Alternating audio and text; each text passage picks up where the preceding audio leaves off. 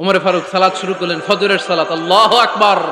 In the mean time Abu Lulu এই খঞ্জর নিয়ে উমর ফারুকের বুকের মধ্যে 3টা স্টেবিং করলেন। একটা মারলেন নাভির নিচে, মারার সাথে সাথে পাকস্থলী কেটে গেল। আরেকটা মারলেন পাজরে, পাজর ছিঁড়ে গেল। 3টা মারার পরে উমর ফারুক বললেন, কাতালানি আল কালব, এক কুকুর আমাকে মেরে ফেলেছে। পেছন থেকে এক সাহাবীকে টান মেরে সামনের দিকে নিয়ে গেলেন, তুমি নামাজের ইমামতি করাও। আর ওমরে ফারুককে বাকিরা ধরাধরি করে পেছনে নিতে আরম্ভ করলেন। আর এই আত্মাই আক্রমণ যে করেছে, সে কাতারের মাঝখান দিয়ে যেতে আরম্ভ করলো আর 2 দিকে ছুরি মারতে আরম্ভ করলো। 13 জন সাহাবীর গায়ে ছুরি মেরেছে, 7 জন সাহাবা স্পট ডেথ, জায়গায় মৃত্যু। এই ভয়ঙ্কর অবস্থা দেখে এক সাহাবী বুরনুস, এক ধরনের জুব্বা আছে মাথাওয়ালা, অনেকে জ্যাকেট পরছেন না এরকম মাথাওয়ালা, লম্বা জুব্বা আছে আর ওপরে শীতে পড়ে মাথাওয়ালা, এই মাথাওয়ালা জুব্বা বের করে এক সাহাবী জালের মতো তার দিকে উড়ায় মারল। ওই বুরনুসের মধ্যে পেঁচিয়ে আবু লুলু মাটিতে পড়ে গেল আর সুইসাইড করে ফেলল, নিজের বুকে নিজে মেরে আত্মহত্যা। যেই সাহাবীকে ইমামতির জন্য দাঁড় করালেন, উনি ছোট্ট সূরা দিয়ে প্রথম রাকাতে সূরা আল কাউসার, দ্বিতীয় রাকাতে সূরাতুল ইখলাস দিয়ে নামাজ শেষ। উমরে ফারুক বেহুশ। উমরে ফারুক কি বেহুশ। সবাই কান্নাকাটি করতেছে, সবাই দেখতে গেলেন, এখন হুঁশ ফিরে না।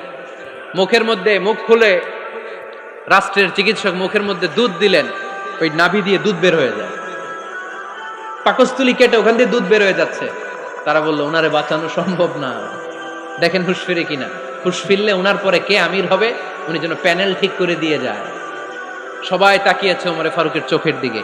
আল্লাহর মেহেরবানিতে ঘন্টা খানিক পরে উনি চোখ খুললেন। চোখ খোলার পরেই বলেন নাই, ও মা আমি মরে যাই। চোখ খোলার পরে উনি বলেন নাই, কে মারলো আমারে। চোখ খোলার পরে উনি বলেন নাই, আমার পরে নেতা কে হবে। চোখ খোলার পরে সর্বপ্রথম কথাটি ছিল, আসল্লান নাস, আমার নেতৃত্বে যে ফজরের নামাজটা শুরু হয়েছিল এটাকে ঠিকমতো তোরা পড়েছিলি? আমার নেতৃত্বে যে ফজরের জামাত শুরু হয়েছিল সেটা ঠিকঠাক মতো সমাপ্ত হয়েছিল কিনা আগে বল। আসল্লান নাস, নামাজটা হয়েছে কিনা বল। সুবহানাল্লাহ বলতে পারলেন না? This is Umar, hour super hero. নেতা অনেকগুলো লাগে না, এরকম নেতা একটাই যথেষ্ট যে গোটা বিশ্বকে কাঁপায় দিতে পারে। চিল্লায় বলো ঠিক কিনা। বিশ্বনবী মক্কায় বসে বসে তাহাজ্জুদের সালাত পড়ে আল্লাহর কাছে দোয়া করলেন, আল্লাহুম্মা আইজ্জাল ইসলাম বিআহাব্বির রাজুলাইনি ইলাইক। ও আল্লাহ, 2 জন লোকের নাম বলবো, 2 জনের দরকার নেই, এই 2 জনের একজনকে আপনি ইসলামের সুশীতল ছায়া তলে এনে ইসলামকে বিজয় দান করে দেন। মুহূর্তের মধ্যে দোয়াটা কবুল করে নিয়েছে কে? বিশ্বনবী বললেন, আল্লাহ 2 জনের নাম বলবো আজকের দোয়ায়। আবি জাহাল ইবনে হিশাম, হয়তো হিশামের বেটা আবু জাহেলকে আপনি ইসলামের ভিতরে নিয়ে আসেন, কিংবা ওমর ইবনুল খাত্তাব, খাত্তাবের বেটা ওমরকে আপনি ইসলামের ছায়া তলে নিয়ে আসেন। ওমরে ফারুকের জন্য দোয়াটা কবুল করে নিয়েছে কে? মক্কার যে অবস্থা, আল্লাহর হাবিব সাল্লাল্লাহু আলাইহি ওয়াসাল্লাম বুঝলেন মক্কার এই 2 জনের একজন যদি আমার সাথে না থাকে তাহলে মক্কায় দাওয়াতি কাজ চালিয়ে যাওয়া যাবে।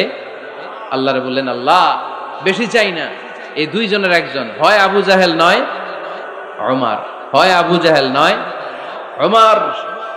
বিশ্বনবী যখন দোয়া করলেন, এই দোয়ার একটা ঈমানি ধাক্কা, নূরানি ধাক্কা সাইয়েদনা ওমরে ফারুকের হৃদয়কে স্পর্শ করে ফেলল। দোয়া ইজ লাইক এ মিসাইল। এই যে আমরা দোয়া করি, এটা মিসাইলের মতো। যুদ্ধে মিসাইল হামলা করে না? মিসাইল হামলা করার পরে এই মিসাইল লক্ষ্য বস্তুতে যে ভেদ করে, ঠিক কিনা? তেমনি দোয়ার মতো যদি আপনি দোয়া করতে পারেন, আপনি যেই জন্য দোয়া করেছেন ঠিক ওই জায়গায় যে আপনার দোয়া স্পর্শ করে। সুবহানাল্লাহ পড়বেন না? বিশ্বনবীর দোয়ার মাধ্যমে প্রথমে সাইয়েদনা ওমর ফারুকের হৃদয়ে এক ধাক্কা লাগলো। 2 নম্বরে রব্বুল আলামিন সূরাতুল হাক্কা দিয়ে ওমর ফারুকের হৃদয়ের মধ্যে দিলেন এক ধাক্কা। পড়েন আল্লাহু আকবার। কোরআনের ভেতরে সূরাতুল হাক্কা নামে একটা সূরা আছে না নাই? আল হাক্কাতু মাল হাক্কা ওয়া মা আদরাকা মাল হাক্কা। পড়েন আল্লাহু আকবার। বিশ্বনবী যখন দোয়া করলেন, ওই দোয়া যখন সৈয়দনা ওমরে ফারুকের হৃদয়ে স্পর্শ করলো, সৈয়দনা ওমরে ফারুক সব সময় বিশ্বনবীরে ফলো করতে আরম্ভ করলেন। বিশ্বনবী ডানে গেলে লুকিয়ে লুকিয়ে ওমর ফারুক ডানে যায়, বিশ্বনবী বায়ে গেলে লুকিয়ে লুকিয়ে ওমরে ফারুক বায়ে যায়। বিশ্বনবী একবার মসজিদুল হারামে যে নামাজ পড়তে শুরু করলেন, ওমরে ফারুক তখন বিশ্বনবীর পিছু পিছু ছদ্মবেশে পেছন থেকে যে বিশ্বনবী কিভাবে নামাজ পড়ে দেখতে শুরু করলেন। বিশ্বনবী ইন দা মিন টাইম এশার নামাজে আল হাক্কাতুল হাক্কা তেলাওয়াত শুরু করে দিলেন। আল হাক্কাতুল হাক্কা তেলাওয়াত শুরু করে দিলেন। তেলাওয়াত করতে করতে বিশ্বনবী যখন তেলাওয়াত করতেছে, ওমরে ফারুক এরকম দুলতেছে আর মজা পাচ্ছে। ওমিয়া বিশ্বনবীর কণ্ঠ বুঝি আমার মতো কণ্ঠ, আপনার মতো কণ্ঠ, আহমদ বিন ইউসুফের কণ্ঠ, আব্দুল বাসিতের কণ্ঠ না। বিশ্বনবীর গলায় যে কি সুরের ঝংকার আল্লাহ দিয়েছেন, কি সুরের লহরী আল্লাহ দিয়েছেন, একবার যে শুনতো পাগল হয়ে যেত। আল্লাহু আকবার। বিশ্বনবী সূরা হাক্কা মন্ত্রমুগ্ধ তেলাওয়াতে, মন্ত্রমুগ্ধ সুর দিয়ে, মন্ত্রমুগ্ধ কণ্ঠ দিয়ে তেলাওয়াত করতে লাগলেন। এশার সালাতে ওমরে ফারুক দুলতে লাগলেন। ওমরে ফারুক যত শুনেন অবাক হয়ে যায়, যত শুনেন অবাক হয়ে যায়, যতই শুনে অবাক। কিরে? কারণ তিনি আরবি ভাষা বুঝতেন। এত সুন্দর শব্দের গাঁথুনি, এত প্রাঞ্জল বর্ণনা, এত সুন্দর অন্তমিল, এটা কবিতা না হয়ে পারে না। উনি মনে মনে ভাবলেন এটা মনে হয় কবিতা। It might be poem, it could be poem. Muhammad মনে হয় কবি হয়ে গেছে, তার কাব্য প্রতিভা দিয়ে সে এটা বানিয়েছে। তা না হলে এত সুন্দর কথা এটা কবিতা না হয়ে পারে। ইন দ্য মিন টাইম বিশ্বনবী কিন্তু দেখতেছে না যে পেছনে ওমর। বিশ্বনবী তেলাওয়াত করছিলেন। ইন দ্য মিন টাইম বিশ্বনবী পড়ছিলেন ওমা হুয়া বিকাউলি শাইরিন কলিলাম মা তুমিনুন। এর অর্থ হলো এটা কোনো কবির কথা নয়, খুব অল্প সংখ্যক লোকই তোমরা ঈমান আনো। সুবহানাল্লাহ পড়ে। এটাকে বলে কোইন্সিডেন্ট। কোইন্সিডেন্ট হুট করে অনেক সময় মিলে যায়, যায় কি যায় না। আপনি একজনের কথা ভাবতেছেন ভাবতেছেন, বাজারে গেলেন, বাজারে যেই দেখেন ওই লোকটা দাঁড়ায় আছে, এরকম হয় কি হয় না? কোইন্সিডেন্ট। ওমরে ফারুক মনে মনে যেটা ভাবতেছে ওই কথা দিয়ে বিশ্বনবী তেলাওয়াত করতেছে। আল্লাহু আকবার। বিশ্বনবী যে আয়াত তেলাওয়াত করছিলেন, আয়াতের অর্থ হলো এটা কোনো কবির বানানো কবিতা না, খুব অল্প সংখ্যক লোকই তোমরা ঈমান আনো। ওমরে ফারুক আটকে উঠলেন, থমকে দাঁড়ালেন। ঘটনা কি? আমি মনে মনে ভাবলাম, কি রে এত সুন্দর কথা, এটা তো মানুষের কথা হতে পারে না, এটা নিশ্চয়ই কবিতা, কবির কথা। কিন্তু মুহাম্মদ এখন আবার পড়তেছে ওমা হুয়া বিকাউলি শাইর, এটা কোনো শায়েরের, কবির কথা নয়। কলিলাম মা তুমিনুন, অল্পই তোমরা ঈমান আনো। তার মানে আমার মনে যা চলে মুহাম্মদ এটা টের পায়। মুহাম্মদ গণক। নাউজুবিল্লাহ পড়বেন না? মুহাম্মদ অনেক বড় মাপের একজন গণক। মানুষের হৃদয়ে কি চলে, মনে মনে কি ভাবে, মুহাম্মদ না দেখেও বলে দিতে পারে। ইন দা মিন টাইম বিশ্বনবী পরের আয়াতে পড়লেন ওয়ালা বিকাউলি কাহিনিন কলিলাম মা তাযাক্কারুন। এই আয়াতের অর্থ হলো এটা কোনো গণকের বানানো গণনা নয়, খুব অল্প সংখ্যক লোকই তোমরা উপদেশ হিসেবে এটাকে মানো। সুবহানাল্লাহ পড়েন। এবার আর ওমরে ফারুকের সহ্য হয় না। কি আজীব তামাশা! প্রথমে মনে করলাম কবিতা, মোহাম্মদ কয় কবি না, সে কবি না, এটা কবিতা না। তারপর ভাবলাম সে গণক, সে আয়াত পরে পরে বলে দিল এটা গণনা নয়। তাহলে এটা কি? এটা কি কবিতাও না, গণনাও না, তাহলে এটা কি? বিশ্বনবী তখন বললেন তানজিলুম মির রাব্বিল আলামিন। সুবহানাল্লাহ পড়েন। পরের আয়াত ছিল তানজিলুম মির রাব্বিল আলামিন। এটা দুনিয়ার কোনো কবির বানানো কবিতা না, এটা কোনো গণকের গণনা না, এটা কোনো সাহিত্যিকের বানানো সাহিত্য নয়, এটা মহাবিশ্বের পরিচালক রব্বুল আলামিনের কাছ থেকে পাঠানো কিতাব কোরআন। সূরা হাক্কার ধাক্কায় ওমরে ফারুক কাইত। প্রথমে ধাক্কাটা লাগলো যে দোয়া। বিশ্বনবী তাহাজ্জুদে কেঁদে দোয়া করলেন, আল্লাহ হয় আবু জাহেল রে দিবা নাইলে ওমর রে দিবা। ওই দোয়া ওমরে ফারুকের হৃদয়ে ছোঁয়া লেগেছে। এরপরে হাক্কা, সূরাতুল হাক্কা দিয়ে দিলে এক ধাক্কা। এই ধাক্কা খেয়ে উথাল পাথাল হৃদয়ের মধ্যে, হায় রে এ কি বাণী, এ কেমন কথা, কে মুহাম্মদ? তারপরও শয়তানের ওয়াসওয়াসা আছে না নাই? আল্লাহ বলে যতই ওয়াসওয়াসা ওমরকে দেয়া হোক, আমি ওমরে ফারুককে এই মুসলিম উম্মতের সেনাপতি বানিয়ে ছাড়বো, আমি সেনাপতি বানাবো। এবার 3 নাম্বার ডোজ। ডাক্তারের কাছে গেলে প্রথমে দেখবেন সিম্পল ডোজ দেয়, নরমাল ওষুধ, এটাতে কাজ না হইলে ডোজ বাড়ায়, একেবারে কাজ না হইলে অ্যান্টিবায়োটিক মারে, আছে না নাই? আল্লাহ প্রথমে দোয়ার ছোঁয়া লাগালেন, তারপর সূরা হাক্কা দিয়ে ধাক্কা মারলেন, এরপরে রব্বুল আলামিন বলেন এবার 3 নাম্বার ডোজ সূরা তহা দিয়ে আমি তোমার হৃদয়টারে উজালা বানায় দেব রে ওমর। শয়তান ওদিক দিয়ে ওয়াসওয়াসা, খেলা দুই দিক থেকে চলতেছে। আল্লাহ তাআলা হেদায়েতের রাস্তায় টানছে, শয়তান জাহান্নামের দিকে টানছে। ঘোষণা দেয়া হলো মক্কায়, মুহাম্মদের মাথা কেটে এনে দিলে এত এত স্বর্ণ মুদ্রা দেয়া হবে।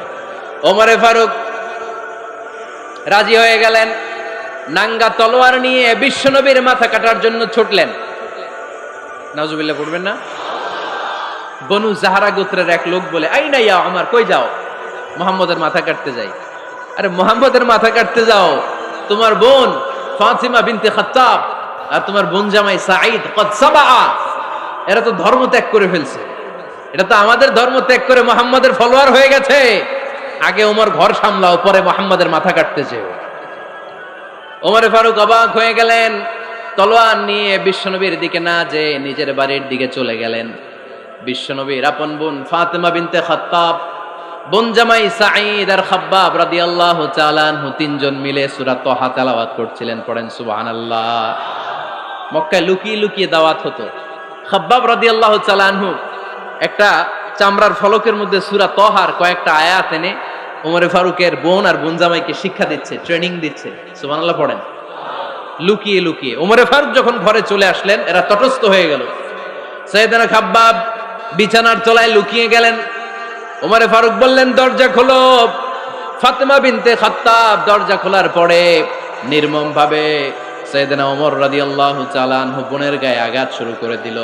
বোন জামাইকে আহত করতে শুরু করলো আর বলতে শুরু করলো, তোরা পাগল হলি কেন?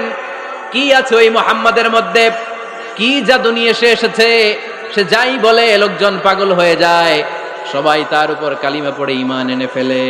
কি এমন জিনিস তোদের কাছে আছে যেটা দেখে মুহাম্মদকে তোরা ভালোবাসলি? কি আছে? কি পড়তেছিলি আমারে দেখা। ফাতেমা বলে, ইন্নাকা রিজসুন লা ইয়ামাসসুহু ইল্লাল মুতাহহারুন। ও আমার ভাই ওমর, তুমি নাপাক। তুমি কি?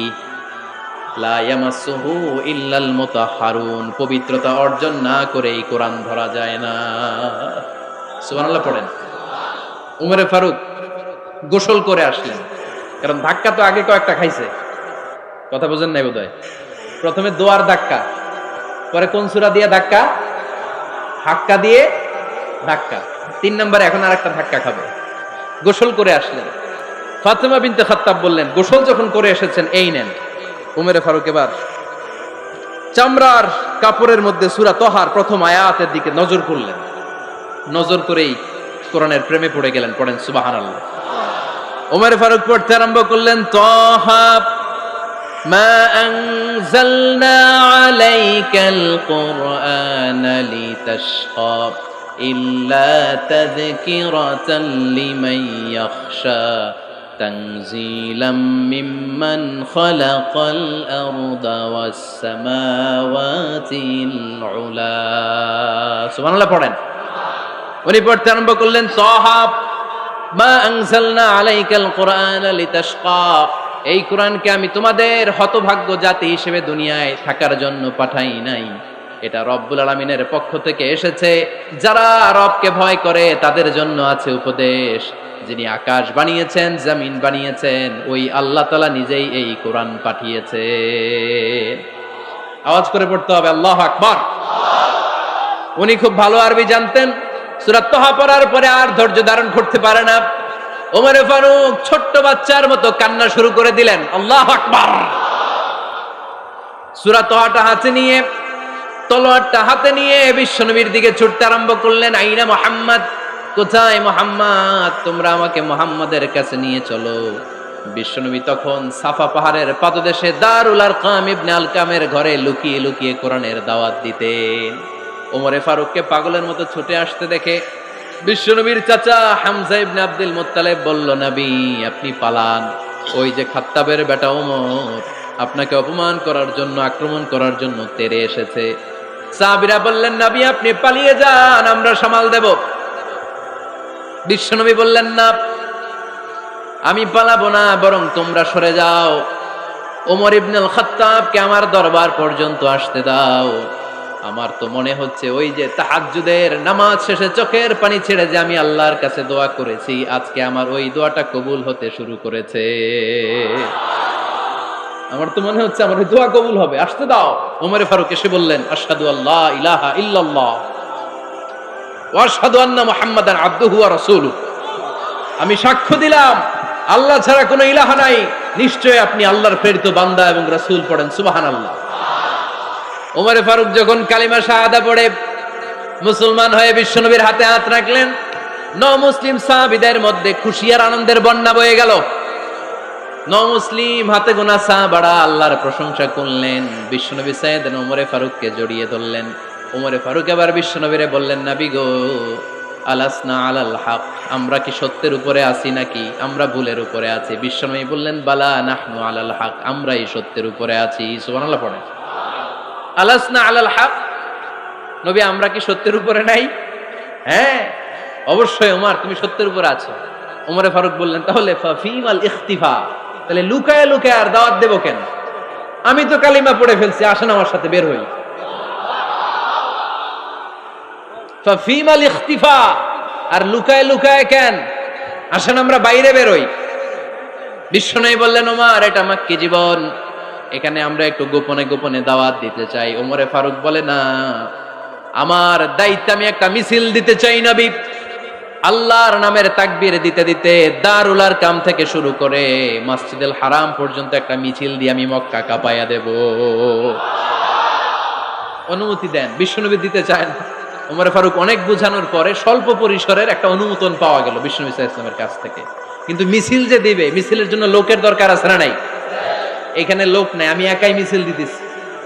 এটা জমবে, মিছিল জমবে। খুঁজে উনি 11 জন মুসলিম সাহাবা পেলেন। কয়জন? ওমরে ফারুক বললেন, 11 জনই সই। এই 11 জন নিয়েই আমি আল্লাহর নামের তাকবীর দেব। 2 লাইন করলেন। কয় লাইন? 2 লাইন। পেছনে 6 জন, আর এই লাইনের নেতা বানালেন বিশ্বনবীর চাচা হামজাকে রাদিয়াল্লাহু তাআলা আনহু।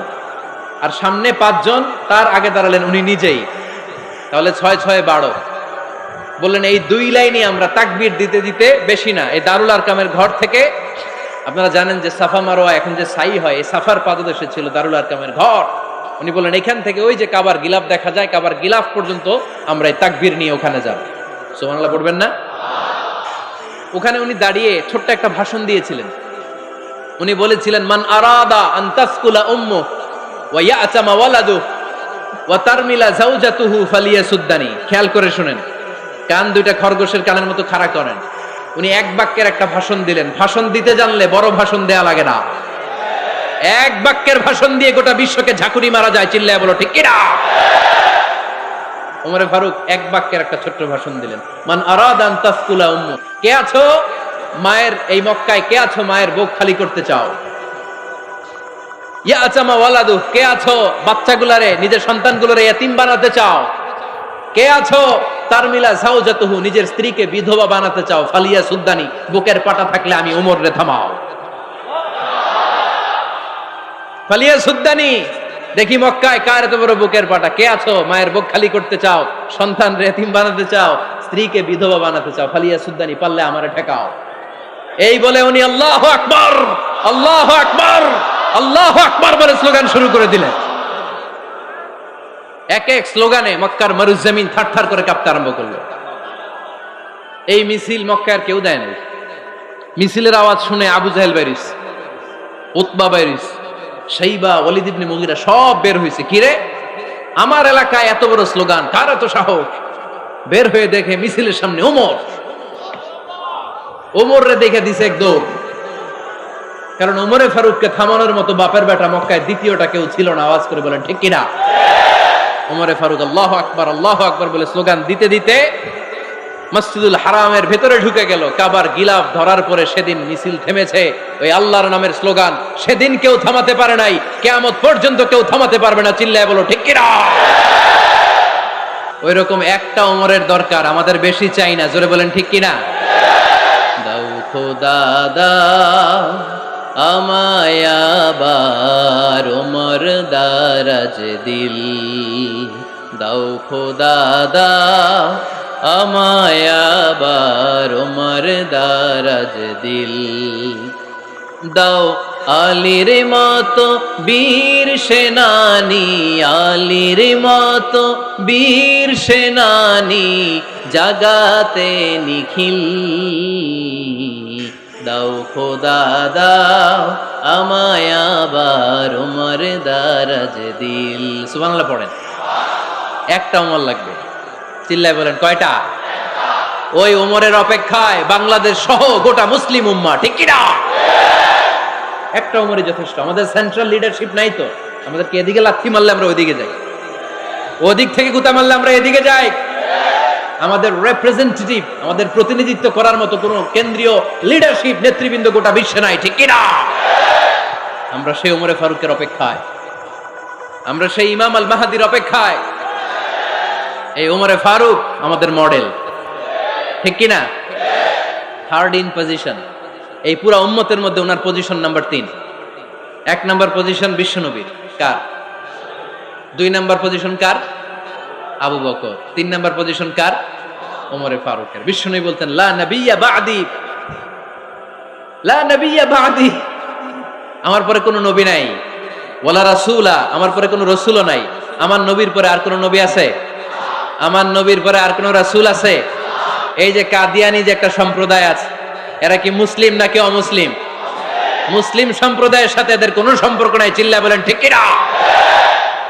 এরা যদি মুসলমান হতে চায়, আমার নবী দ্য লাস্ট মেসেঞ্জার বিশ্বনবীকে খাতামুন নবী হিসেবে সংবাদ সম্মেলন করে গোটা বিশ্বকে জানায় দিতে হবে, তারপরে তাদেরকে আমরা মুসলিম হিসেবে স্বীকৃতি দিব, চিল্লায় বলেন ঠিক কি না? তা না হলে তারা কোন ধর্মের এটাকে জানায় দিতে হবে। No inferiority complex, no identity crisis. Identity ক্রাইসিসে থাকা যাবে না। আপনারা কোন ধর্মের এটা জানায় দেন। আপনারা বিশ্বনবীরও শেষ নবী মানবেন না, আবার মুসলিম বলেও নিজেদেরকে ট্যাগ লাগাতে চাইবেন। সাধারণ মুসলমানরা এটা এই ধোঁকাবাজি মানে না, চিল্লায় বলেন ঠিক কি না? আমার নবীর পরে কোনো নবী নাই, আমার রাসূলের পরে কোনো রাসূল নাই, ঠিক কি না? আল্লাহর হাবিব বলতেন লাউ কানা বা'দি নাবিয়্যুন লাকানা উমর, তবে আমার পরে যদি নবী হওয়ার যোগ্যতা কারো থাকে, আমার ওমরের ওই যোগ্যতা আছে। সুবহানাল্লাহ পড়েন।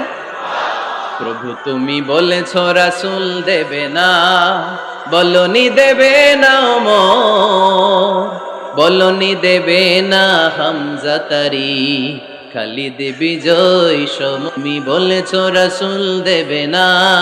সুবহানাল্লাহ পড়েন। এজন্য আমরা একটা ওমর চাই। কয়টা? বেশি লাগবে? নেতার মতো নেতা কয়টা লাগে? জোরে বলেন কয়টা? Enough, that's enough. ওমরে ফারুক আওয়ার সুপার হিরো। ওনার সাথে বিশ্বনবী সাল্লাল্লাহু আলাইহি ওয়াসাল্লামের মুসাহারার সম্পর্ক ছিল। ওমরে ফারুক যে বিশ্বনবীর শ্বশুর, এটা অনেকে জানেই না। ওমরে ফারুক রাদিয়াল্লাহু তাআলা আনহু বিশ্বনবীর শ্বশুর ছিলেন। এটা আজকে নতুন শুনছেন, কে কে হাত তোলেন? দেখছেন হুজুর? সঠিক বলছি না আমি? অনেকে আমরা জানি না। মাশাআল্লাহ, জানতে লজ্জা নাই, শিখতে লজ্জা নাই। লজ্জা হচ্ছে অজ্ঞতায় আর মূর্খতায়, ঠিক কি না? আমরা শিখতে রাজি আছি। যে কথা বলে আমরা তার ছাত্র। আমার আগে হুজুর কথা বলতেছিলেন, আমরা ছিলাম ছাত্র। এখন আমি কথা বলতেছি, এখন আমরা সবাই হয়ে গেছে ছাত্র, ঠিক কি না? যিনি বলেন তিনি শিক্ষক, বাকিরা আমরা ছাত্র, ঠিক কি না? 4 খলিফার 2 খলিফা, ইসলামের 4 খলিফার 2 খলিফা বিশ্বনবীর মেয়ের জামাই, আর বাকি 2 খলিফা বিশ্বনবীর শ্বশুর। সুবহানাল্লাহ পড়েন। সাইয়েদনা আলী রাদিয়াল্লাহু তাআলা আনহু, সাইয়েদনা উসমান যুন-নূরাইন বিশ্বনবীর মেয়ের জামাই। উসমান রাদিয়াল্লাহু তাআলা আনহুর কাছে বিশ্বনবী 2 মেয়েকে বিয়ে দিয়েছিলেন। একজন মারা যাওয়ার পরে আরেকজন। বিশ্বনবী বলেছেন এরপরে আরেকটা থাকলে ওইটারও বিয়ে দিতাম। সুবহানাল্লাহ পড়বেন না? 2 জন ছিল মেয়ের জামাই আর 2 জন ছিল শ্বশুর। সাইয়েদনা আবু বকর শ্বশুর, বিশ্বনবীর স্ত্রী আম্মাজান আয়েশা রাদিয়াল্লাহু তাআলা আনহার বাবা। বিশ্বনবীর স্ত্রী আম্মাজান হাফসা রাদিয়াল্লাহু তাআলা আনহার বাবা ছিল সাইয়েদনা ওমর ফারুক। চিল্লায় পড়েন আল্লাহু আকবার। জানো তো পজিশন না? সাইয়্যিদু কুহুলিল জান্নাহ, জান্নাতে যত নারীরা যাবে, নারীদের সর্দারিনী হবে সাইয়্যিদাতুনা ফাতেমা রাদিয়াল্লাহু তাআলা আনহা। এই ফরিদপুরের যত ইয়াং স্টাররা, তোমরা যারা জান্নাতে যাবে, তোমাদের লিডার হবে সাইয়েদনা হাসান আর হুসাইন রাদিয়াল্লাহু তাআলা আনহুমা। আর বয়স্ক মুরব্বীরা যারা জান্নাতে ঢুকবেন, আপনাদের লিডার হবে সাইয়েদনা আবু বকর আর সাইয়েদনা ওমর ফারুক রাদিয়াল্লাহু তাআলা আনহু। সুবহানাল্লাহ পড়তে পারলেন না? ওমর ফারুক এটা সাধারণ কোনো ক্যারেক্টারিস্টিক্স নয়, ওনাকে আল্লাহ তাআলা নলেজও দিয়েছেন, আবার দিনদারিও দিয়েছেন। আমার দিনী ভাইয়েরা খেয়াল রাখবেন, কোনো আলেমের মধ্যে বা কোনো নেতার মধ্যে যদি এই দুইটার সমন্বয় আপনি পান, যে তার জ্ঞানও আছে আবার দিনদারিও আছে, he belongs the knowledge and he belongs the তাকওয়া, সে গোটা বিশ্বকে জয় করে ফেলবে। ঠিক কিনা? যার মধ্যে জ্ঞান আছে, যার মধ্যে তাকওয়া আছে, তারে কেউ থামায় রাখতে পারে? ওমরে ফারুককে এই দুই নেয়ামত দিয়ে ধন্য করেছে কে? সহিহ বুখারীর বর্ণনা, বিশ্বনবী সাহাবীদের সামনে একটা স্বপ্নের কথা বলছেন। বিশ্বনবী বললেন, আমি স্বপ্নে দেখলাম আমার আঙ্গুলের ফাঁকা থেকে দুধ বের হচ্ছে, আমি তৃপ্তি সহকারে দুধ খেলাম। খাওয়ার পরে দেখলাম আঙ্গুলের মধ্যে একটু দুধ লেগে আছে। আমার আঙ্গুলে অতিরিক্ত লেগে থাকা দুধটা আমি ওমরে ফারুকের মুখের মধ্যে লাগিয়ে দিলাম। সাহাবারা বললেন, ইয়া রাসূলুল্লাহ, ইয়া হাবিবাল্লাহ, মাযা আওয়ালতা বিহি, এই স্বপ্নের আপনি কি ব্যাখ্যা করলেন, আমরা তো বুঝলাম না। বিশ্বনবী বললেন, আওয়ালতু বিহি আল ইলম, আমি এই দুধ দিয়ে জ্ঞানের ব্যাখ্যা করেছি, কারণ ওমরকে আল্লাহ যেই জ্ঞান দিয়েছে গোটা বিশ্বের কাউকে এত জ্ঞান দেয় না। এজন্য স্বপ্নে যদি কেউ দেখেন যে আপনি দুধ খাচ্ছেন, তার মানে আল্লাহ তাআলা আপনার জ্ঞান বাড়ায় দিবে। ওমরে ফারুককে দুধ খেয়ে অতিরিক্ত দুধের অংশটা বিশ্বনবী আবু বকর রাদিয়াল্লাহু তাআলা আনহুর মুখে দেন নাই, সাইয়েদনা উসমানের মুখে দেন নাই, আলী রাদিয়াল্লাহু তাআলা আনহুর মুখে দেন নাই। স্বপ্নে ওই অতিরিক্ত লেগে থাকা দুধটা বিশ্বনবী ওমরে ফারুকের ঠোঁটের মধ্যে লাগিয়ে দিয়েছেন। এই হাদিস থেকে প্রমাণ হয় আল্লাহ তাআলা জ্ঞানের নেয়ামতে সাইয়েদনা ওমরে ফারুককে ধন্য করেছেন। আবার বুখারীর বর্ণনা, বিশ্বনবী সাল্লাল্লাহু আলাইহি ওয়াসাল্লাম আরেকটা স্বপ্নের বর্ণনা দিচ্ছেন। তিনি বললেন, তোমাদের সবাইকে স্বপ্নে আমার সামনে দাঁড় করানো হলো। আমি দেখলাম তোমাদের কারো জুব্বা নাভি পর্যন্ত, কারো জুব্বা হাঁটু পর্যন্ত, কারো জুব্বা টাকনু পর্যন্ত। ওমরে ফারুককে যখন স্বপ্নে আমার সামনে দাঁড় করিয়ে দেয়া হলো, আমি দেখলাম ওমরের জুব্বা এত লম্বা, ওমর টেনে হিচড়ে তার জুব্বা নিয়ে সামনে হেঁটে যাচ্ছে। সাহাবারা বললেন, ফামাযা আওয়ালতা বিহি ইয়া রাসূলুল্লাহ, ও আল্লাহর রাসূল, এই স্বপ্ন দিয়ে আপনি কি বুঝাতে চাইলেন, আমরা কিছু বুঝলাম না। বিশ্বনবী বললেন, আউয়ালতু বিহি আদ-দীন, আমি এই হাদিসের দ্বারা দিনের ব্যাখ্যা করলাম, যার জামা যত লম্বা তার দিনদারি তত বেশি। সুবহানাল্লাহ, আসতে পড়েন। স্বপ্নে দেখলেন কোন সাহাবীর জুব্বা নাভি, কোন সাহাবীর হাঁটু, কারোটা টাকনু, কিন্তু ওমরে ফারুকের জুব্বা এত লম্বা, ইয়াজুরু সাওবাহু, তিনি তার জুব্বা টেনে হিচড়ে যাচ্ছেন। বিশ্বনবী বললেন, এটা দ্বারা আমি দিন, আমি তাকওয়া, দিনদারি, তাকওয়া, এটার ব্যাখ্যা করেছি। তার মানে ওমরে ফারুকের তাকওয়ার সামনে সব তাকওয়া পানি হয়ে যাবে। কোন সুবহানাল্লাহ। আল্লাহ তাআলা সাইয়েদনা ওমরে ফারুককে দ্বীনের জ্ঞান দিয়েছেন, তাকওয়া দিয়েছেন। যুবক ভাইয়েরা, যাকে আল্লাহ তাআলা দ্বীনের জ্ঞান দেয়, যাকে আল্লাহ তাআলা তাকওয়ার এই গুণ দিয়ে সমৃদ্ধ করে, তার জন্য গোটা বিশ্বের সব দরজাগুলোকে ওপেন করে দেয় কে? কত বড় মুত্তাকি ছিলেন সাইয়েদনা ওমরে ফারুক। মদিনার সমাজে কয়জন মুনাফিক ছিল বিশ্বনবী ছাড়া কেউ বলতে পারতেন না। বিশ্বনবী কোন সাহাবীকে মুনাফিকদের লিস্ট দিয়ে যান নাই, একজন সাহাবী ছাড়া। দেখি কেউ বলতে পারেন কিনা ওই সাহাবীর নাম? কি নাম? হুযায়ফা ইবনুল ইয়ামান রাদিয়াল্লাহু তাআলা আনহু। উনাকে বলা হতো সাহিবু সিররি রাসূলিল্লাহ, আল্লাহ রাসূল সাল্লাল্লাহু আলাইহি ওয়াসাল্লামের গোপন তথ্যের ধারক বাহক। সুবহানাল্লাহ পড়বেন না?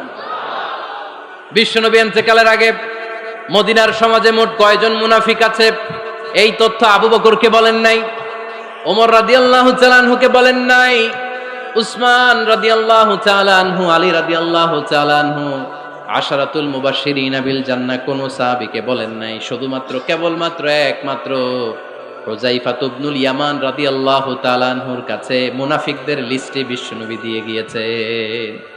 সুবহানাল্লাহ পড়েন। মদিনায় কারা কারা মুনাফিক কেউ জানতো না, হুযায়ফা ছাড়া। কে ছাড়া? নামটা আজকে মুখস্থ করেন, যাতে অন্য কোনো ওয়াজে কেউ জিজ্ঞেস করলে বলতে পারেন। মুনাফিকদের লিস্ট যে সাহাবীর কাছে বিশ্বনবী দিয়ে গিয়েছিলেন, সাহাবীর নাম কি? নাম? নামটা কেমন লাগে?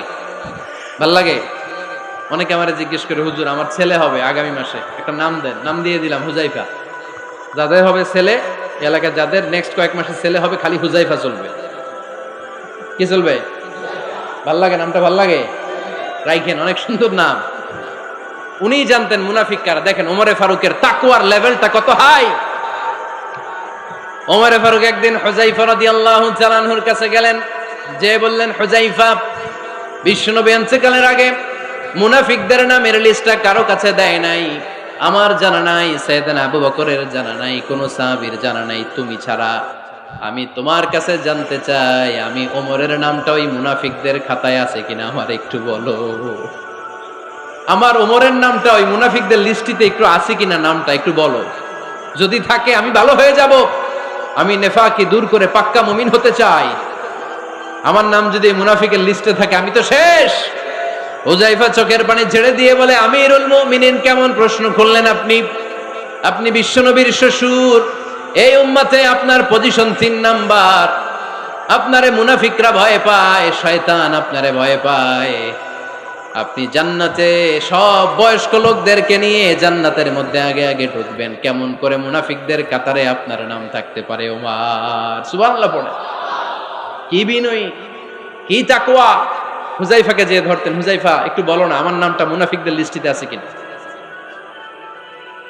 ওমরে ফারুকের যদি এই টেনশন থাকে যে আমি মুনাফিক হয়ে গেলাম কিনা, আমাদের এই টেনশন থাকার দরকার আছে না নাই? হ্যাঁ, যেন সব সময় আল্লাহর কাছে দোয়া করতে হবে, আল্লাহ তুমি নেফাকি থেকে আমাদেরকে বাঁচাও। আরো জোরে পড়েন আমিন। আপনারা ওঠা বসা শুরু করলেন কেন?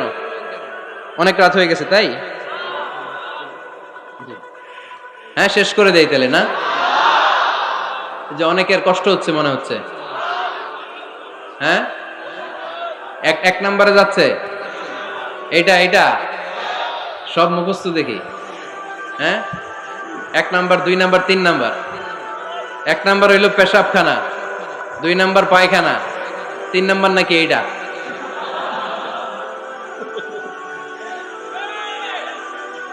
আছে না নাই? না। সিগারেট কোন মুসলমান খেতে পারে?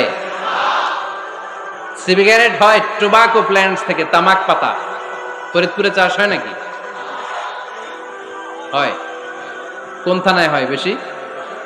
হ্যাঁ, তামাক ক্ষেত যারা দেখছেন, কোন বেড়া লাগানো লাগে? কারণ ছাগলেও মুখ দেয় না। তো যেটা ছাগলে খায় না, এটা কোনো মুমিন বান্দা খাইতে পারে? তো খান কেন এগুলো, পচা জিনিস? হ্যাঁ, এই পৃথিবীতে বিড়ি আর সিগারেটই একমাত্র খানা যেটা টয়লেটে ঢুকে খাওয়া যায়, তাই না? পৃথিবীতে সিগারেট আর বিড়ি একমাত্র খাবার। রাগ করবেন না, যারা খান রাগ করেন না। আবার একটু কমন সেন্সটা কাজে লাগানোর জন্য, চিন্তার জন্য বলতেছি। এটাই পৃথিবীর একমাত্র খাবার যেই খাবারের গায়ে এই খাবারের বদনাম লেখা থাকে, স্মোকিং কজেস ক্যান্সার। ধূমপান কর্কট রোগের কারণ, ধূমপান স্বাস্থ্যের পক্ষে ক্ষতিকারক, লেখা থাকে না? আচ্ছা ধরেন ফরিদপুরের একটা কোম্পানি নতুন চানাচুর বের করছে, ওই চানাচুরের গায়ে লেখা, এই চানাচুর খাওয়ার 1 ঘন্টার মধ্যে বমি শুরু হবে আর ডায়রিয়া হবে। খাবেন? কি কইবেন? তুই খা। দোকানদারে কি কইবেন?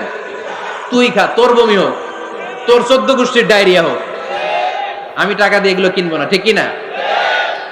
কারণ এই প্রোডাক্টের গায়ে এই প্রোডাক্টের বদনাম লেখা, এটা আমরা কিনবো কেন? কিন্তু সিগারেটের উপরে সিগারেটের বদনাম লেখা থাকার পরও আমরা খাই, টয়লেটে বসে খাই। এটার মধ্যে একটা পয়জন আছে, এটাকে বলে স্লো পয়জন, নিকোটিন। এটা আপনার লাং, ফুসফুসকে শেষ করে দিবে। Slow poison. সিগারেট খাওয়া অনেকটা আত্মহত্যা শামিল। বিষ খেলে সাথে সাথে মরে, সিগারেট খেলে ধুকে ধুকে মরে। আর সিগারেট থেকে হিরোইন, গাঁজা, ফেন্সিডিল, ইয়াবা, ম্যারিজুয়ানার পথে মানুষ পথ বাড়ায়, পা বাড়ায়, তাই না? এগুলো খাবেন না। ওয়ালা তুলকু আইদিকুম ইলা তাহলুকা, নিজেকে স্বেচ্ছায় ধ্বংসের দিকে ঠেলে দিও না। জীবনটা অনেক সুন্দর, জীবনটা অনেক রঙিন, আল্লাহর দেয় জীবনটাকে উপভোগ করার দরকার আছে না নাই? এই জন্য সিগারেটকে এই ফরিদপুরের প্রোগ্রাম থেকে আমরা আজকে নো বলে দিলাম। কি বলে দিব? আওয়াজ করে সবাইকে, আমরা সবাই একসাথে বলবো, সিগারেটকে কি বললাম? মনে থাকবে না? মাহফিলের প্যান্ডেল থেকে বাইর হয়ে আবার ইয়েস, হ্যাঁ না, ইয়েস করা যাবে না। সিগারেটকে কি বললাম? নো। ওমরে ফারুক রাদিয়াল্লাহু তাআলা আনহু আমাদের সুপার হিরো, আমাদের সবাই বলেন আমাদের, উনি কত বড় সুপার হিরো শুনেন। উনি জুমার খুতবা দিচ্ছেন, কি দিচ্ছেন? মসজিদে নববীতে খুতবার মাঝখানে হঠাৎ বললেন, ইয়া সারিয়াতাল জাবাল, ইয়া সারিয়াত ইবনে জানিমিল জাবাল। এই কথা বলেই আবার খুতবা দিতে শুরু করলেন। উনার এই ইয়া সারিয়াত ইবনে জানিমিল জাবালের সাথে আগের কথারও কোনো মিল নাই, পরের কথারও কোনো মিল নাই। জুমার নামাজের পর মুসল্লি সাহাবারা ধরলেন, বললেন, ইয়া আমিরাল মুমিনিন। খুতবার মাঝখানে হঠাৎ করে ইয়া সারিয়াত ইবনে জালিমিল জাবাল বলে আপনি চিৎকার করলেন কেন? আপনার এই বাক্যের সাথে আপনার খুতবার আগের বাক্যের কোনো মিল নাই, আপনার খুতবার পরের বাক্যেরও কোনো মিল নাই। এই কথা আপনি কারে বললেন, কারে উদ্দেশ্য করে বললেন? এই কথার তাৎপর্য কি আমাদেরকে বুঝিয়ে বলে। ওমরে ফারুক বললেন, আমি যখন খুতবা দিচ্ছি আমি দেখতে পেলাম ওই যে কয়েক মাস আগে আমি আমার মুসলিম সেনাবাহিনী পারস্যে আক্রমণের জন্য পাঠিয়েছি, বর্তমান ইরানের ওই বিশাল এলাকাতে পারস্যে আমি আমার ব্যাটালিয়ন পাঠিয়েছি। আমি হঠাৎ করে দেখতে পেলাম আমার মুসলিম বাহিনীর সেনাপতি যুদ্ধের এক পর্যায়ে তার ডানে আছে উপত্যকা, বায়ে আছে পাহাড়, সে পাহাড়ি রাস্তা ছেড়ে দিয়ে উপত্যকার দিকে যেতে শুরু করেছে। আমি দেখতে পেলাম আমার মুসলিম বাহিনী যদি উপত্যকার দিকে ছুটে বেড়ায়, কাফির মুশরিকরা আমার মুসলিম বাহিনীকে কচুকাটা করে ফেলবে। তাই আমি এখান থেকে তাদেরকে কমান্ড দিয়ে বলেছি, ইয়া সারিয়াতাল জাবাল, উপত্যকার দিকে নয় পাহাড়ের দিকে যাও, তাহলেই তোমাদের বিজয় নিশ্চিত হয়ে যাবে। উপত্যকার দিকে যেও না, ইলাল জাবাল, ইলা সারিয়াতিল জাবাল, পাহাড়ের দিকে ছোট। সাহাবারা অবাক, ঘটনা কি? উনি বসে আছেন মদিনায় মসজিদে নববীর মিম্বারে দাঁড়িয়ে, উনি যদি ইয়া সারিয়াতাল জাবাল বলে এটা কি ইরানে যাবে নাকি? ও মিয়া, তখনকার সময়ে বর্তমানের মতো মোবাইল ছিল নাকি, ইন্টারনেট ছিল নাকি, কিছু ছিল? খালি মুখে আমি যদি বলি ইয়া সারিয়াতাল জাবাল, এটা ইরানে যাবে, ইন্ডিয়ায় যাবে, ঢাকায় তো যাবে না, ফরিদপুর শহরেই তো বসবে না, ঠিক কিনা?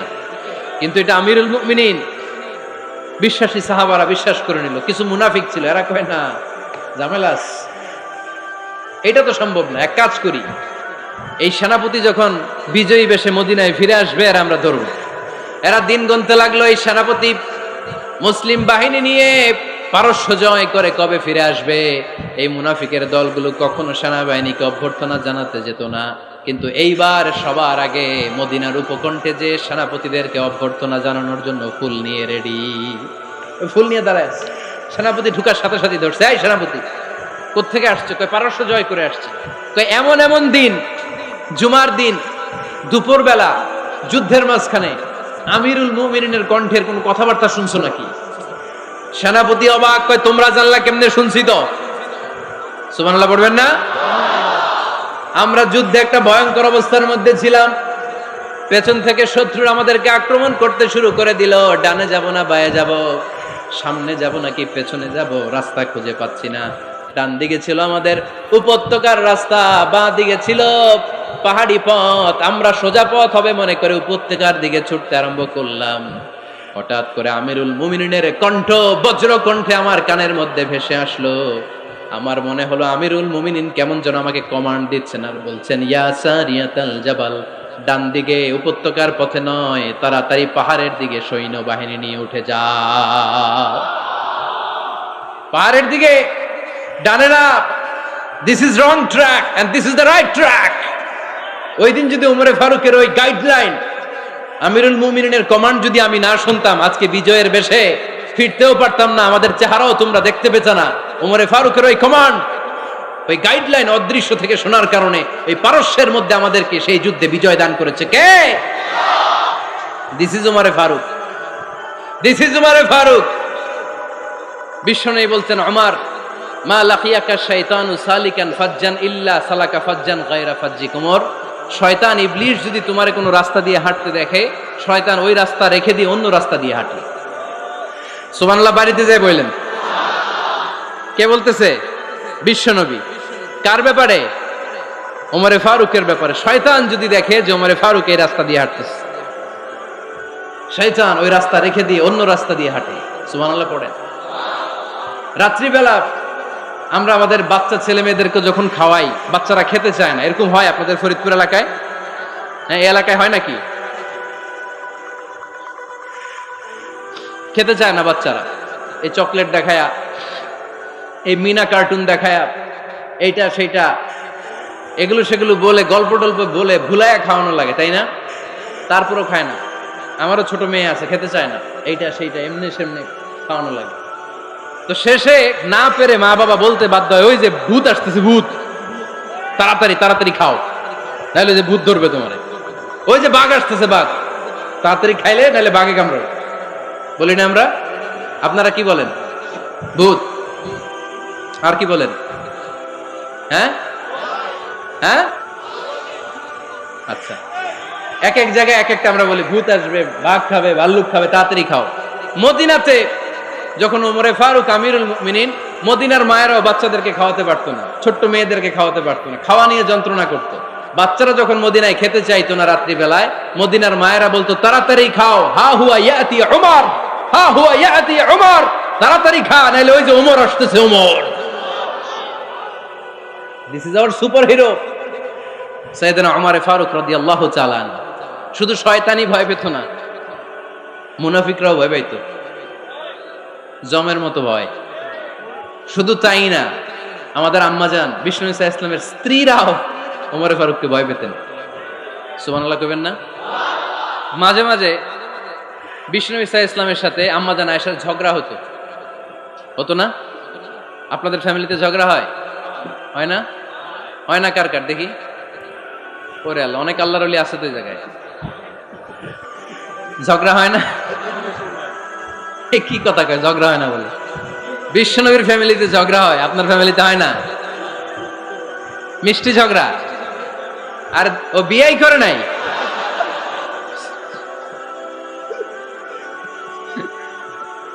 ঝগড়া তো হবেই, দাম্পত্য জীবনের মজাটাই তো এখানে। কখনো ঝগড়া, কখনো আনন্দ, একটু বৃষ্টি, একটু রোদ, একটু হাসি, একটু কান্না, ভালো লাগা ভালোবাসা শেয়ার করে নেয়া, মিলেমিশে একাকার হয়ে যাওয়া, ঠিক কিনা? তো আল্লাহর হাবিব সাল্লাল্লাহু আলাইহি ওয়াসাল্লামের সাথে আম্মাজান আয়েশার ঝগড়া হতো। তো একদিন ঝগড়া হয়ে দুইজন রেগে আছে। খবরদার, দুইজন রেগে থাকবেন না আবার। একজন রাগলে আরেকজন থেমে যাবেন, কারণ এই ছোট্ট ঝগড়া থেকে এটা অনেক সময় বিচ্ছেদের দিকে গড়ায়। আমার প্রিয় ফরিদপুরবাসী, ভাবি রেগে গেলে আপনি রাইগেন না, ওই দিন আপনি একটু ঠান্ডা থাকেন। আবার আপনি রেগে গেলে, আমার মাইকের আওয়াজ যদি ভাবিরা শুনেন, আপনারা রেগে যায় না, একটু ঠান্ডা থাকবেন। দুইজনে রেগে গেলে তো তৃতীয় বিশ্বযুদ্ধ শুরু হবে, তাই না? একজন রেগে গেলে আরেকজন ঠান্ডা। কারণ এই সামান্য ঝগড়া থেকে, ইগোর কারণে এটা বিচ্ছেদ আর ডিভোর্স পর্যন্ত গড়ায়।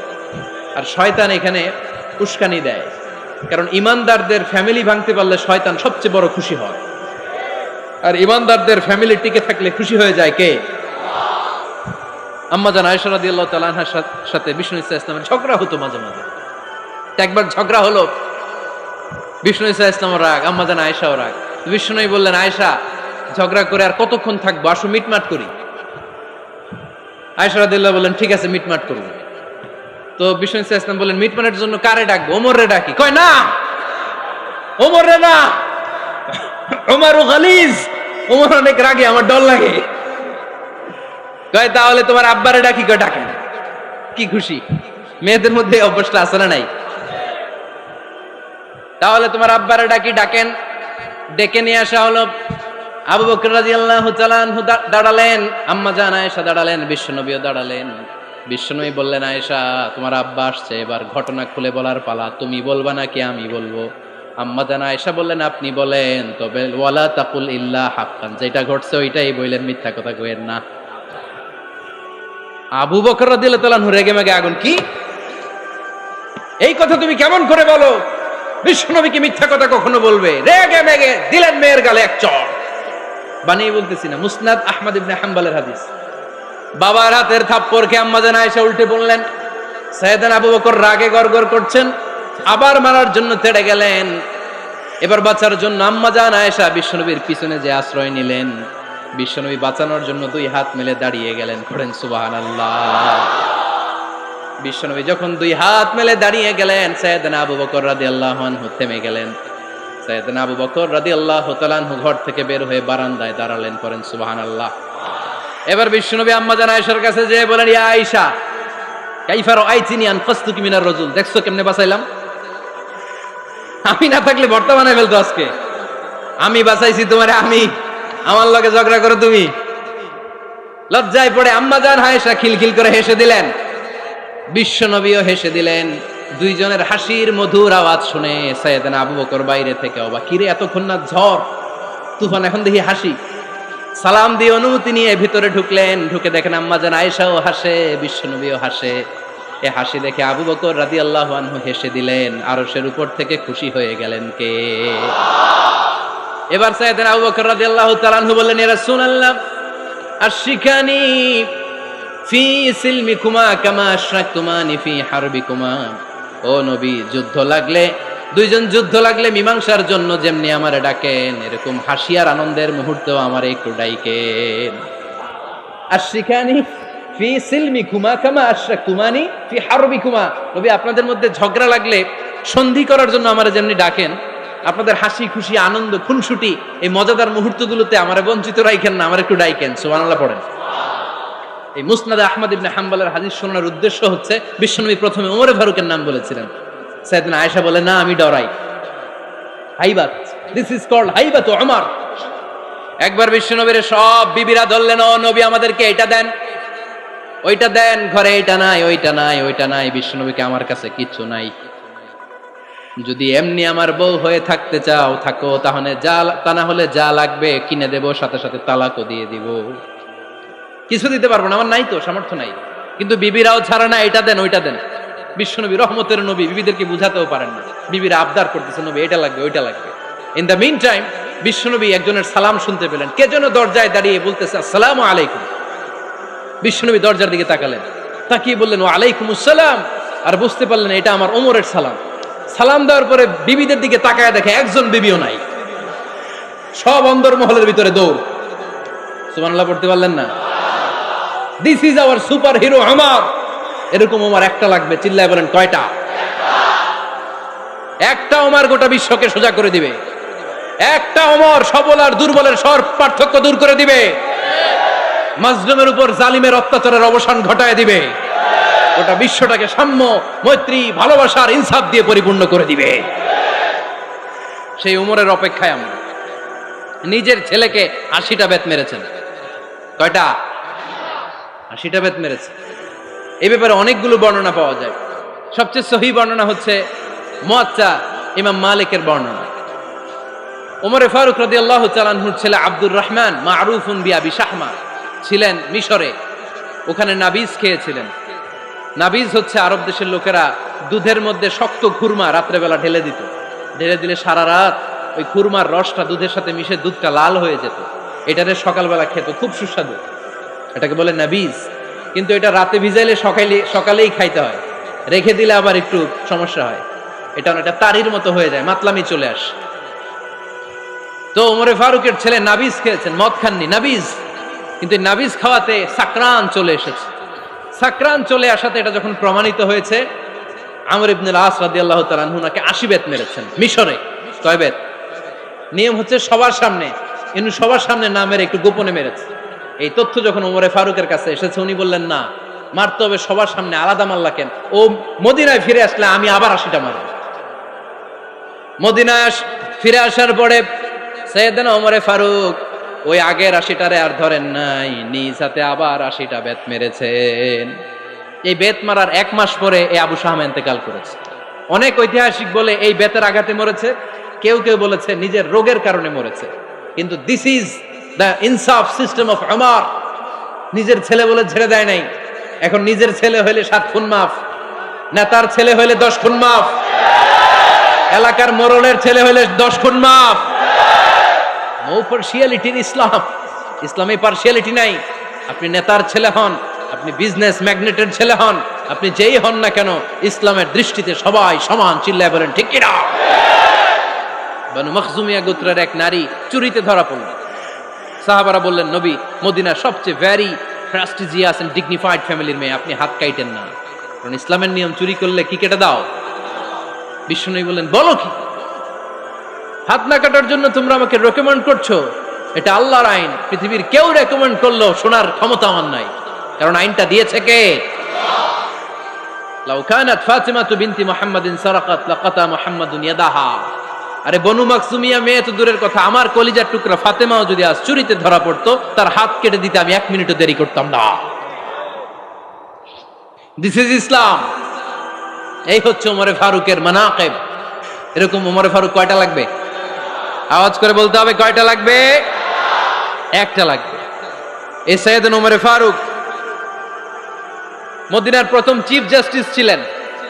সর্বপ্রথম উনার পরামর্শে সাইয়েদনা আবু বকর রাদিয়াল্লাহু তাআলা আনহু কোরআনকে সংকলন করেছেন। আমরা এই যে কোরআন পড়ি 30 পারা, এমদাদিয়া লাইব্রেরির 114টা সূরা, কত সুন্দর সন্নিবেশ করা হয়েছে, এখানে সাজানো হয়েছে। আল্লাহর হাবিব সাল্লাল্লাহু আলাইহি ওয়াসাল্লামের সময় কি এরকম কোরআন ছিল নাকি? ছিল না। খেজুর পাতার মধ্যে, গাছের বাকলের মধ্যে, ওটের বড় হাড্ডির মধ্যে আর পাথরের মধ্যে খোদাই করা কোরআন ছিল। সাইয়েদনা আবু বকরের সময় রাদিয়াল্লাহু তাআলা আনহুর সময় যুদ্ধ হলো, 70 জন হাফেজ সাহাবী ইন্তেকাল করলেন। সাইয়েদনা আবু বকর রাদিয়াল্লাহু তাআলা আনহুকে ডেকে ওমরে ফারুক বললেন, ও আবু বকর, এইভাবে হাফেজে কোরআন সাহাবীরা যদি দুনিয়া থেকে বিদায় হয়ে যায়, আল্লাহর কোরআনও তো বিদায় হয়ে যাবে। আমার পরামর্শ হলো আপনি সব বয়োজ্যেষ্ঠ সাহাবীদেরকে একসাথে করে কোরআনের সব কাগজগুলোকে একসাথে করে একটা নির্ধারিত কপির মধ্যে কোরআনকে সংকলন করে ফেলেন। সাইয়েদনা আবু বকর বললেন, যেটা আমার নবী করে না, এটা আমি কেমনে করি? কিন্তু ওমরে ফারুক নাছরবান্দা বলে না, এটা করলে কোনো খারাপ হবে না, ভালোই হবে। মুসলিম উম্মার জন্য এক জায়গায় কোরআন সন্নিবেশিত থাকবে, আপনি করেন। সাইয়েদনা আবু বকর রাজি হয় না, ওমরে ফারুকও ছাড়ে না। ওমরে ফারুক বলতে বলতে বলতে বলতে এমন ভাবে সাইয়েদনা আবু বকর রাদিয়াল্লাহু তাআলা আনহুকে ধরলেন, সব শেষে সাইয়েদনা আবু বকর ওমরে ফারুকের কথায় কোরআন সংকলনে রাজি হয়ে গেলেন। পড়েন সুবহানাল্লাহ। উনি বললেন, ওমর যখন আমাকে বারবার বুঝাতে লাগলো, আল্লাহ তাআলা আমার হৃদয়টা ওমরের কথা শোনার জন্য খুলে দিলেন। আল্লাহ তাআলা কেমন যেন আমাকে ইলহাম করলেন, আবু বকর করো, এই কাজের মধ্য দিয়ে আমি আমার কোরআনকে গোটা বিশ্বে জীবিত রেখে দেব। This is Omar. এই যে আমরা হিজরি সনের যে আমরা গণনা করি, এই হিজরি সনের প্রবর্তক হচ্ছে সাইয়েদনা ওমরে ফারুক। সাইয়েদনা ওমরে ফারুক এই হিজরি সনের গণনা শুরু করেছেন। সাহাবারা বলল, আমিরুল মুমিনিন, খ্রিস্টানদের ঈসাই সন আছে, আমাদের মুসলমানদের কোনো সন নাই। আমাদের একটা সন থাকলে আমাদের জিজিয়া নিতে, আমাদের যাকাতের টাকা উত্তোলন করতে অনেক সুবিধা হবে। ওমর ফারুক বললেন, তাহলে কোন সালকে হিজরি, কোন সালকে মুসলিম সাল হিসেবে আমরা ঘোষণা দিতে পারি? একজন বলল, আমার নবী যেই সালে জন্মগ্রহণ করেছেন ওই সালে। ওমর ফারুক বললেন, না, আমার নবীর জন্ম আমাদের জন্য খুশির দিন, কিন্তু এটা আমাদের জন্য প্রেরণা নয়, প্রেরণা নবীর কাজে, ঠিক কিনা? আরো কিছু সাহাবারা বলল, তাহলে যেই সালে আমার নবী ইন্তেকাল করেছে ওইটারে প্রথম সাল ধরেন। ওমর ফারুক বললেন, না, যেদিন তিনি ইন্তেকাল করেছেন এটা আমাদের দুঃখের দিন, এটা আমাদের প্রেরণা নয়। আমাদের প্রেরণা হচ্ছে বিশ্বনবীর ত্যাগ, তিতিক্ষা আর কাজের মধ্য দিয়ে। জোরে কোন ঠিক কিনা? ওমর ফারুক বললেন, যেদিন বিশ্বনবী ইসলাম রক্ষায় নিজের মাতৃভূমি ছেড়ে মক্কা থেকে মদিনায় গিয়েছেন, ওই দিনটাকে হিজরি প্রথম দিন ধরে আমরা হিজরি সাল গণনা করে শুরু করে দেব। ওইটাই হচ্ছে হিজরি সন। সেখান থেকে হিজরি সনের প্রবর্তন করেছেন সাইয়েদনা ওমর ফারুক রাদিয়াল্লাহু তাআলা আনহু। এই যে স্টেট গভর্নমেন্ট, এই যে প্রিজন, জেলখানা, ক্যান্টনমেন্ট, সচিবালয়, গণভবন, বঙ্গভবন, মুক্তিযোদ্ধাদের ভাতা, রাষ্ট্রীয় ভাতা, এই সব নিয়ম কানুন সাইয়েদনা ওমর ফারুক তার রাষ্ট্রীয় আমলে তিনি নিজে করেছেন। চিল্লায় পড়েন আল্লাহু আকবার। মুসলমানদের আলাদা কারেন্সি, নিজস্ব মুদ্রা ব্যবস্থা নিজে চালু করেছেন। সৈনিকদের মধ্যে যারা বিবাহিত, প্রতি 6 মাস অন্তর অন্তর 1 মাসের ছুটি কাটাতে তারা ফিরে আসবে, সাইয়েদনা ওমর ফারুক চালু করেছেন।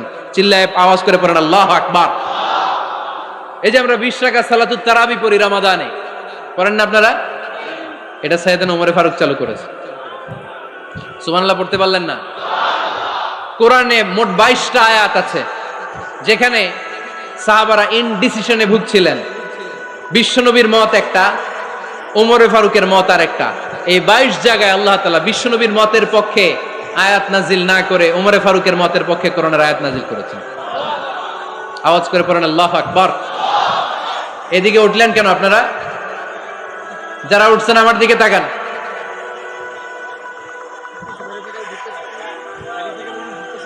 কিছু ভিতরে ঢুকতেছে, কিছু বাইরেতেছে না?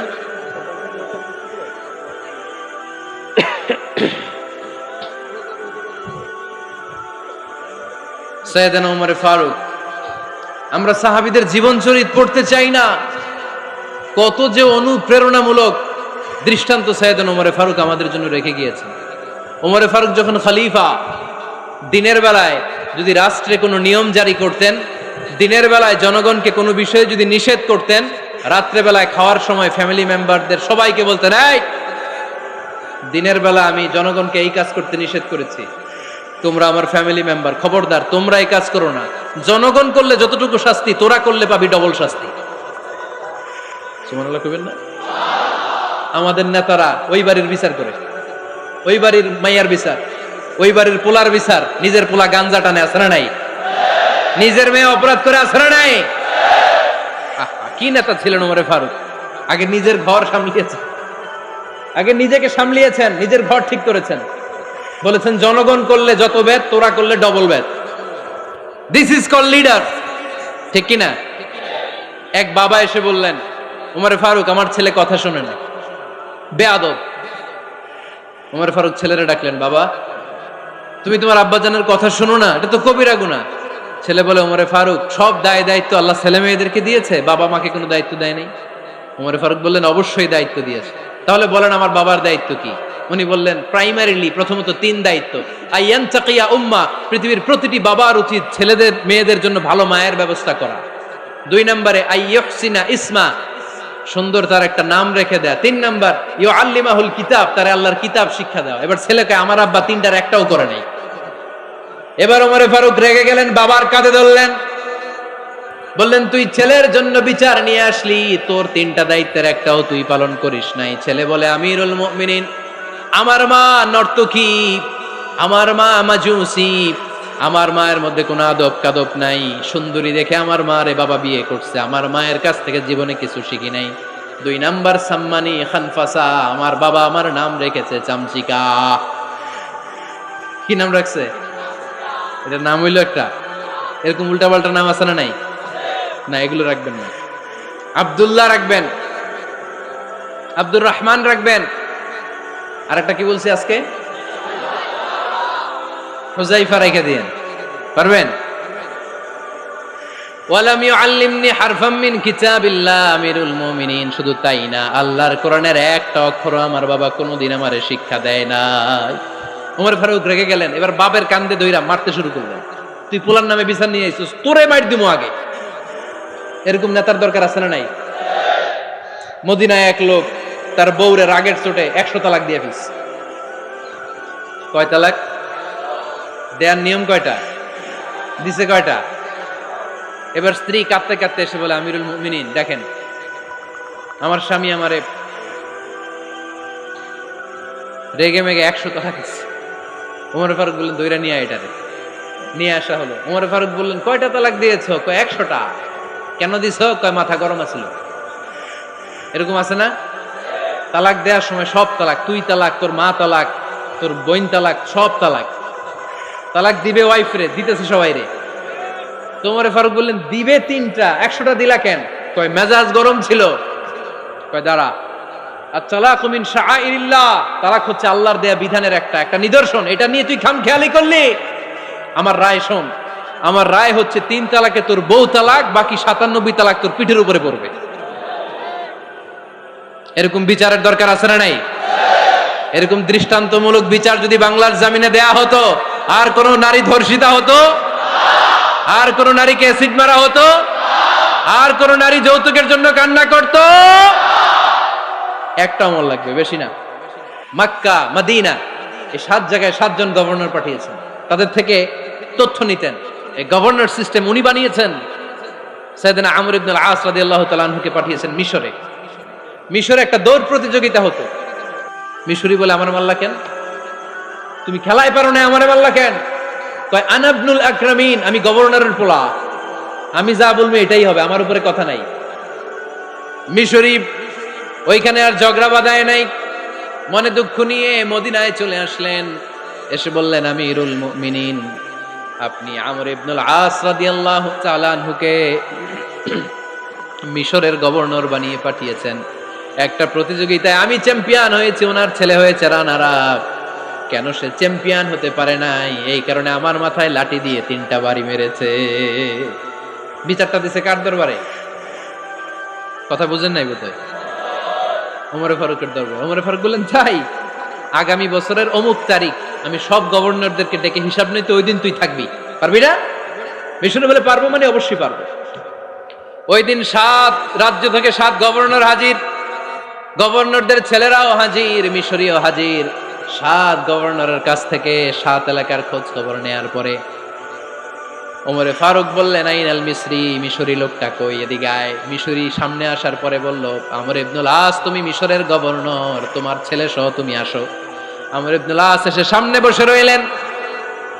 এবার বললেন, ও আমর ইবনুল আসের ছেলে, তুমি নাকি ইবনুল আকরামিন গভর্নরের ছেলে, তুমি যা বলবা মিশরে নাকি তাই হবে, তোমার নাকি অনেক দাপট। নিজে একটা লাঠি এনে মিশরীর হাতে দিয়ে বলল, এবার তোর মাথায় যতটা মারছে তুই ততটা গুনে গুনে মার, আমি দেখবো। আমর ইবনুল আস দেখবে, আমর ইবনুল আসের ছেলেরে তুই এখানে মার।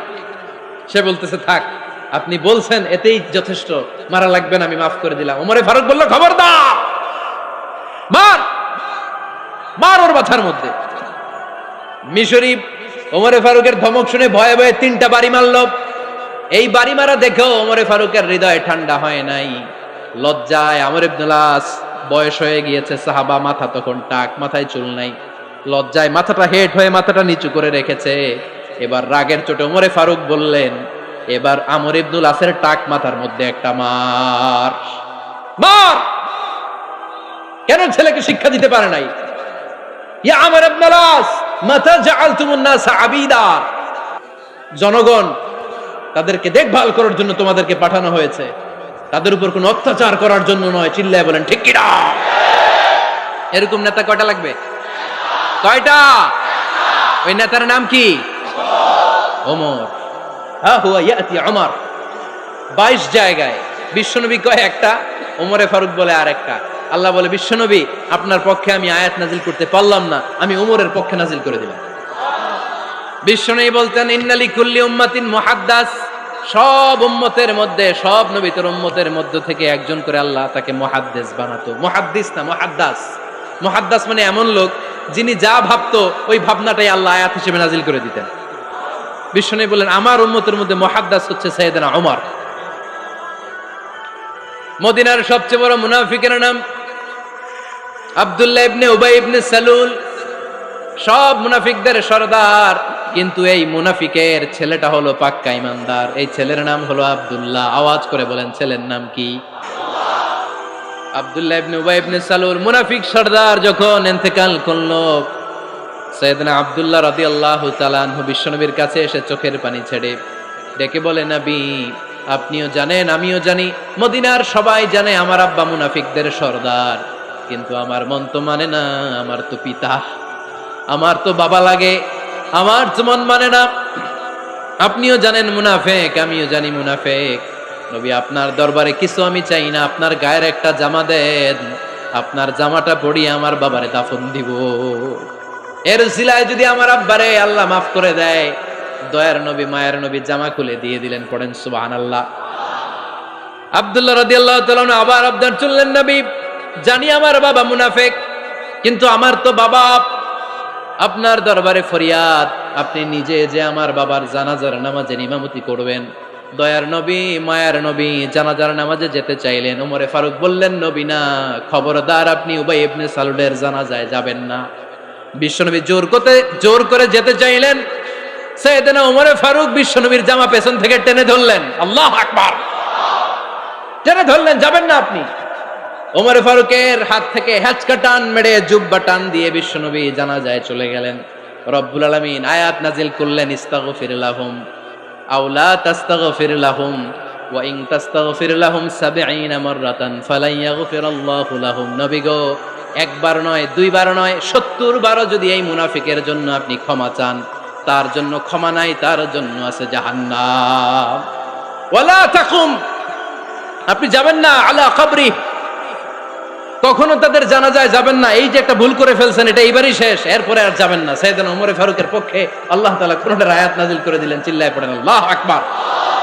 এভাবে 22টা জায়গায় ওমর ফারুক যা বলেছে, এটা নিয়ে একটা আলাদা আলোচনা হইতে হবে, আলাদা একটা আলোচনা লাগবে যে 22টা আয়াতে আল্লাহ তাআলা বিষ্ণুবীর পক্ষে কোরআনের আয়াত নাযিল না করে সাইয়েদনা ওমর ফারুকের পক্ষে আয়াত নাযিল করেছেন, চিল্লায় পড়েন সুবহানাল্লাহ।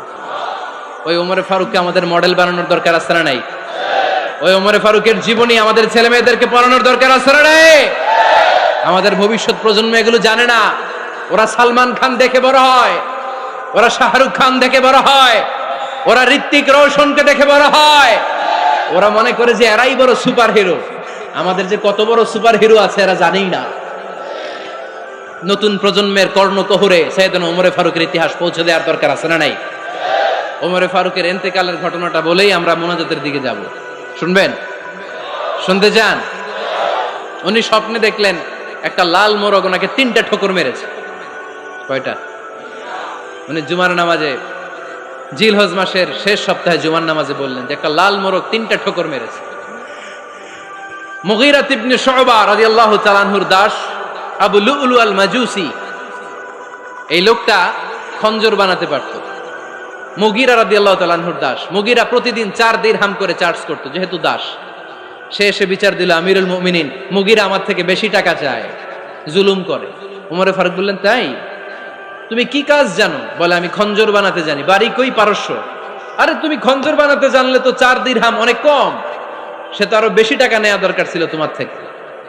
আবু লুলুর এই কথা পছন্দ হয় নাই। সে কয়, ওমর তুমি সবারে দয়া দেখাও আর আমার ক্ষেত্রে কঠিন নিয়ম বানাইলা, দাঁড়াও এই নিয়ম তোমারে আমি দেখাবো।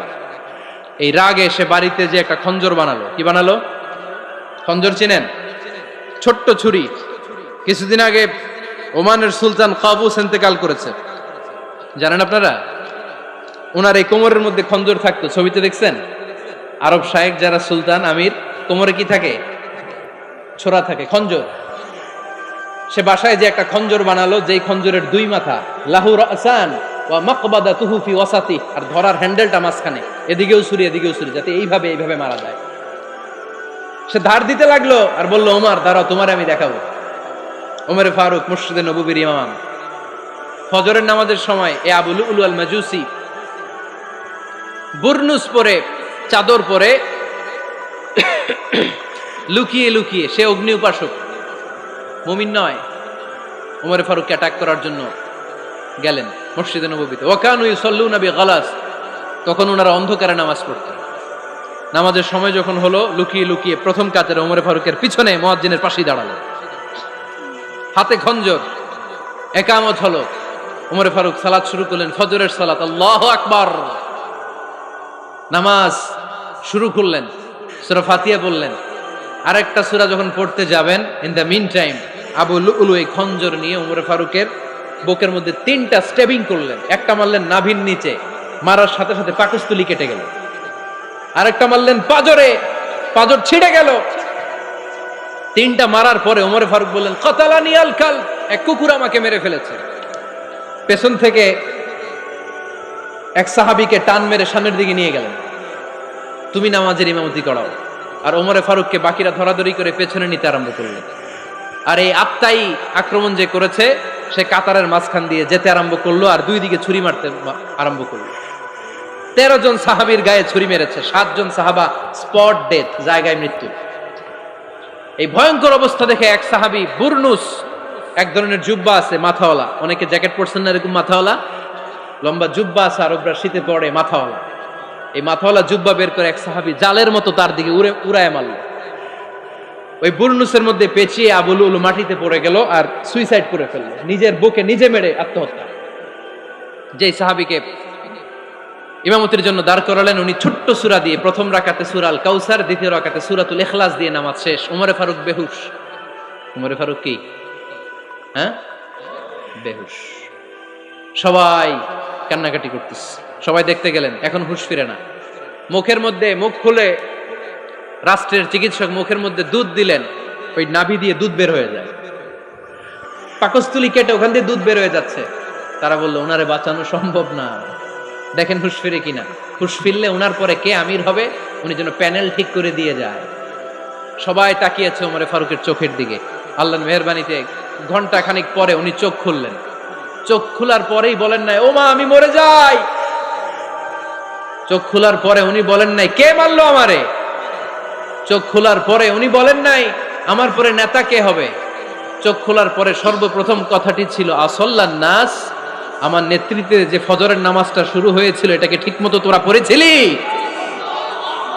আমার নেতৃত্বে যে ফজরের জামাত শুরু হয়েছিল সেটা ঠিকঠাক মতো সমাপ্ত হয়েছিল কিনা আগে বল। আসল্লান নাস, নামাজটা হয়েছে কিনা বল। সুবহানাল্লাহ কইতে পারলেন না? This is Omar, hour super hero. নেতা অনেকগুলো লাগে না, এরকম নেতা একটাই যথেষ্ট যে গোটা বিশ্বকে কাঁপায় দিতে পারে। চিল্লায় বলো ঠিক কিনা? আমরা চাই আমাদের ছেলেগুলো ওমরে ফারুকের মতো বড় হোক। আমরা চাই আমাদের ছেলে মেয়েগুলো খাব্বাব, খুবাইব, সাইয়েদনা আলী, উসমান, আবু বকর রাদিয়াল্লাহু তাআলা আনহুর অনুসরণে বড় হোক। ঠিক কিনা? আমরা একটা ওমর চাই যিনি আমাদেরকে সালাতের শিক্ষা দিয়ে গিয়েছেন, ইন্তেকালের আগে বলেছেন সাল্লান নাস। এজন্য আমরা যেন নামাজ কখনো নষ্ট না করি। আল্লাহর জমিনে দিন বাস্তবায়ন আসাদ্দুহুম ফি আমরিল্লাহি ওমর রাদিয়াল্লাহু তাআলা আনহুর মতো এত কঠোর কেউ ছিলেন না। তাই দিন বাস্তবায়নে আমরা যেন কাউরে ছাড় না দেই। সবার আগে আল্লাহর দিন, সবার আগে আল্লাহর কোরআন, সবার আগে আমার ইসলাম। ঠিক কিনা?